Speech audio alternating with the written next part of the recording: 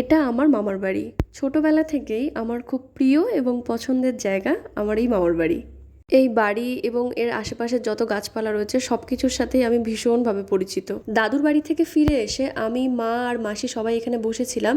ছোটো মাসি বাড়ি থেকে নিয়ে এসছে গরুর দুধ, যেহেতু ছোটো মাসিদের বাড়িতে নিজেদের পোষা গরু রয়েছে, সেই গরুর দুধ নিয়ে এসছে আমাদের জন্য। দুপুরে বড় মামার বাড়িতে খেয়েছিলাম ভাত, মোচা, বটবটি ভাজা, আলু ভাজা, মাছ ভাজা। এছাড়াও ছিল পটলের দোরমা, পনিরের একটা তরকারি, চিংড়ির মালাইকারি, মাছের ঝোল আর দেশি মুরগির মাংস। প্রত্যেকটা রান্নাই ভীষণ সুন্দর ছিল।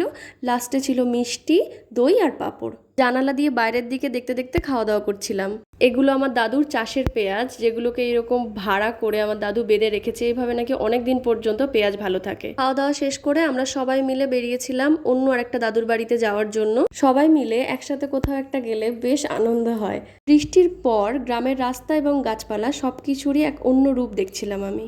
এরা হলো আমার মামার মেয়ে, বড়জন হচ্ছে মধুমিতা, ছোটজন সুস্মিতা। আমরা এখানে নিজেদের কিছু ভিডিও বানাচ্ছিলাম, নিজেদের কিছু ছবি তুলছিলাম একসাথে। বড় বোন এখানে ভাইয়ের বাইকে উঠে বসে রয়েছে। আজকের মতন টাটা সবাইকে, দেখা হবে অন্য আরেকটা নতুন ব্লগে।